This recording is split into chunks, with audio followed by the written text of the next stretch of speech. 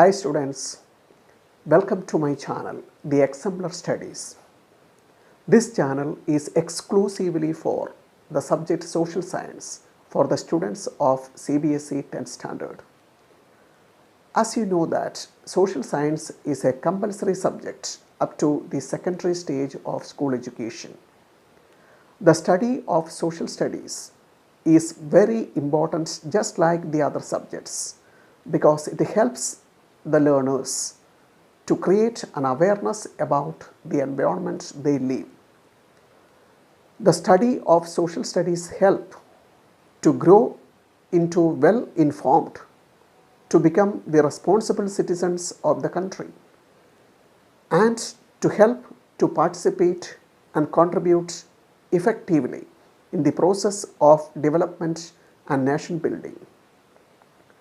Social studies curriculum draws its content mainly from history, geography, economics and political science. These different branches of social science help the learners to have a comprehensive view of the society.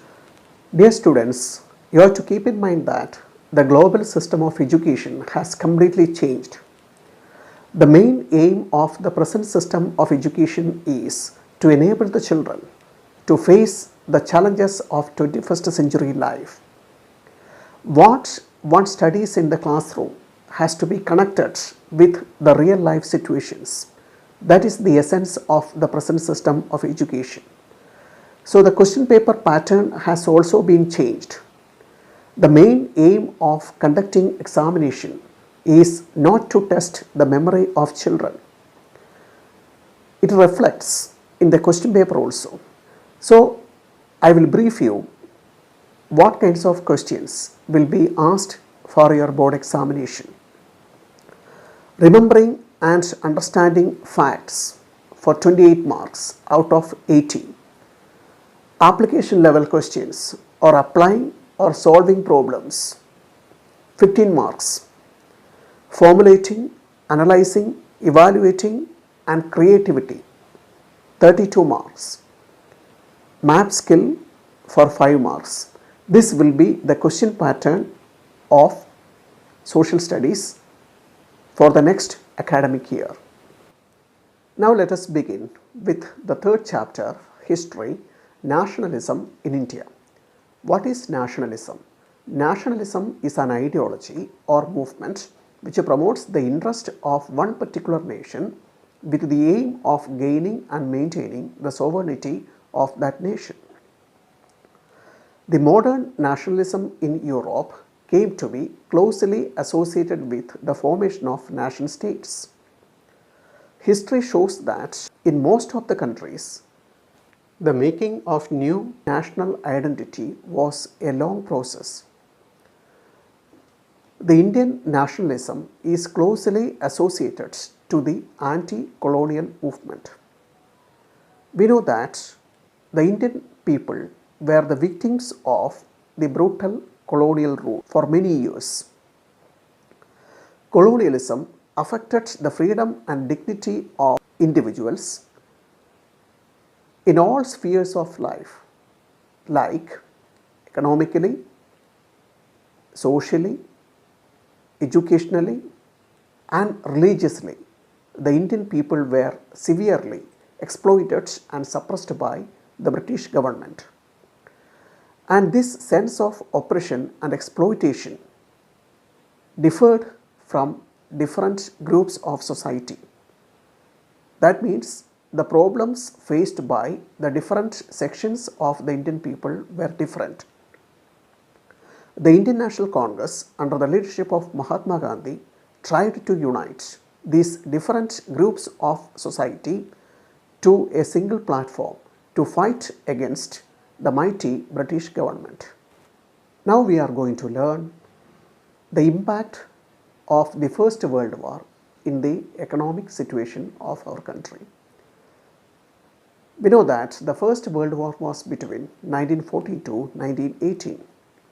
The First World War created new economic and political situations in our country. After the war, the British government had to face severe economic crisis.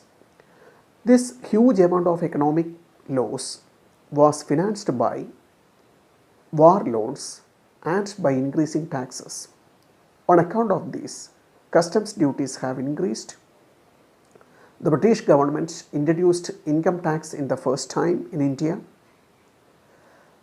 As a result of the increase in taxes, the prices of all the essential commodities had increased, more than double between 1914 to 1918.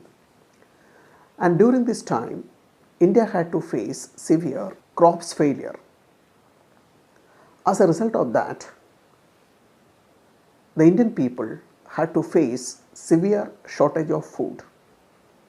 So it created lots of pressure among the Indian people. So it motivated them to fight against the colonial ruthless exploitation. And during this time, the colonial government forced the Indian youth to join in army. It created widespread anger among the Indian youth. And during this time, a severe epidemic, the name of influenza, was spreading across the country. As a result of these two factors, the severe economic crisis and the influenza epidemic, almost 13 million people had lost their life. So the people thought that they had to suffer only because of the British rule. So they united in a single platform to fight against the British government. Now let us discuss the idea of Satyagraha. Mahatma Gandhi returned to India in January 1915 from South Africa after fighting against the racial discrimination and the problems faced by the Indians in South Africa. He developed the concept of Satyagraha. Satyagraha is one of the noble methods of mass agitation. It emphasized the power of truth and the need to search for truth. Mahatma Gandhi believed that Satyagraha was not a passive resistance, but it was an active resistance. He was of the view that if the cause was true and if the struggle was against injustice, physical force is not necessary to fight against the opponent. That means a Satyagrahi never violates the principle of non-violence. Satyagraha is not a physical force according to Mahatma Gandhi. It does not inflict pain on the opponent. It is the source of soul.